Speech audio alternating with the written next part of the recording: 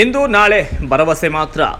8 ದಿನಗಳಿಂದ ನೀರಿಗಾಗಿ ಜನರ ಹೋರಾಟ, ನೀರಿಗಾಗಿ ಹಾಹಾಕಾರ. 8 ದಿನ ಕಳೆದರೂ ಬಾರದ ನೀರು, ಕಂಗೆಟ್ಟ ಜನತೆ. ಎಸ್, ಹುಬ್ಬಳ್ಳಿಯ PB ರೋಡ್ನ ನುರಾಣಿ ಗಲ್ಲಿಯಲ್ಲಿ ಕುಡಿಯುವ ನೀರಿನ ತೀವ್ರ ಸಮಸ್ಯೆ ಉಲ್ಬಣಗೊಂಡಿದ್ದು, ಕಳೆದ 8 ದಿನಗಳಿಂದ ನೀರು ಬರದೆ ನಿವಾಸಿಗಳು ಸಂಕಷ್ಟಕ್ಕೆ ಸಿಲುಕಿದ್ದಾರೆ.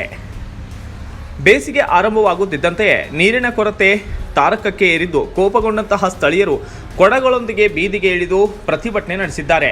ಬಿಸಿಲನ್ನೇ ಲೆಕ್ಕಿಸದೆ ಮಕ್ಕಳು ಸಹ ಪ್ರತಿಭಟನೆಗೆ ಸಾಥ್ ನೀಡಿದ್ದು, ಜನರ ಆಕ್ರೋಶ ಎಷ್ಟಿದೆ ಎಂಬುದು ಸ್ಪಷ್ಟವಾಗಿ ಗೋಚರವಾಗ್ತಾ ಇದೆ.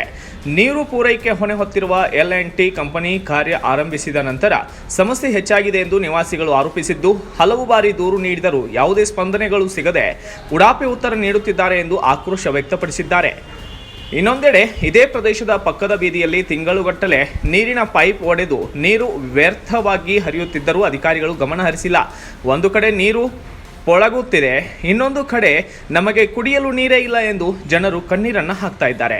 ಈ ಬಗ್ಗೆ ಸ್ಥಳೀಯ ಕಾರ್ಪೊರೇಟರ್ಗೆ ತಿಳಿಸಿದರೂ ಇಂದು ನಾಳೆ ಎಂದು ಮಾತು ಮಾತ್ರ ಕೊಡುತ್ತಿದ್ದಾರೆ ಎಂಬ ಆರೋಪ ಕೇಳಿ ಬಂದಿದ್ದು, ತಕ್ಷಣವೇ ನೀರು ಪೂರೈಕೆ ವ್ಯವಸ್ಥೆ ಸರಿಪಡಿಸಿ ಸಮಸ್ಯೆಗೆ ಶಾಶ್ವತ ಪರಿಹಾರ ಒದಗಿಸಬೇಕೆಂದು ನಿವಾಸಿಗಳು ಆಗ್ರಹಿಸಿದ್ದಾರೆ.